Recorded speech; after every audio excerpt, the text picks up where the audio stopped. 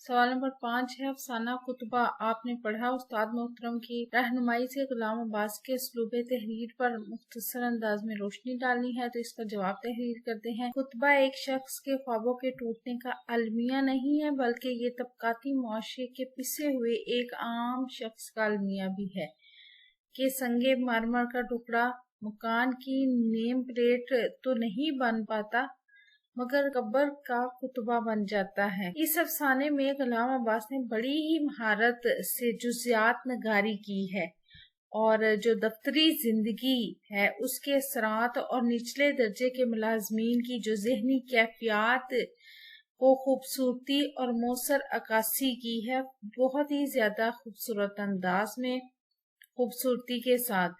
तो ये जो है ये उनके एक तर्ज तहरीर का खूबसूरत नमूना है कि उन्होंने इतनी बारीक बातों को इतनी महारत के साथ बयान किया है। एक और सवाल हमारा जो रह गया था वो है, ये पैराग्राफ है शेख जुम्मन के बारे में, पंचायत से लिया गया है, ये आप रीड कर लें। शेख जुम्मन को भी अपनी अजीमुल शान जिम्मेदारी का एहसास हुआ। उसने सोचा कि मैं उस वक्त इंसाफ की ऊंची मसनद पर बैठा हूँ, मेरी आवाज उस वक्त हुक्म खुदा है और खुदा के हुक्म में मेरी नीयत को मुतलिक दखल न होना चाहिए। हक और रास्ती से जो पर टलना भी मुझे दुनिया और दीन ही में स्याह बना देगा, यानी जरा सा भी अगर मैं यहाँ से हटा सच के रास्ते से तो मुझे दीन और दुनिया मेरी दोनों तबाह हो जाएगी। इस बात का इसे एहसास हुआ। पंचायत शुरू हुई। फ्रीकैन ने अपने हालात बयान किए। जरा हुई शहादतें गुजरी। फ्रीकैन के मददगारों ने बहुत खींचतान की। जुम्मन ने बहुत गौर से सुना, तब फैसला सुनाया। अरगू चौधरी समझू सेठ पंचों ने तुम्हारे मामले पर बहुत गौर किया है। समझू को भैल की पूरी कीमत देना वाजिब है। जिस वक्त भैल इनके घर आया इसको कोई बीमारी ना थी। अगर कीमत उसी वक्त दे दी गई होती तो आज समझू इसे वापस लेने का हरगिज तकाजा न करते।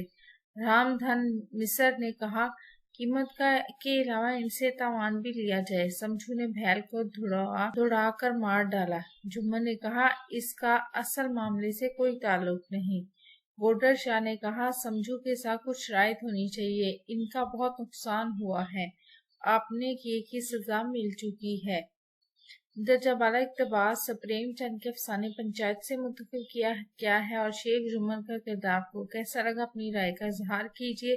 आप अपनी राय का इजहार कर सकते हैं, मैं अपनी राय का इजहार कर रही हूँ।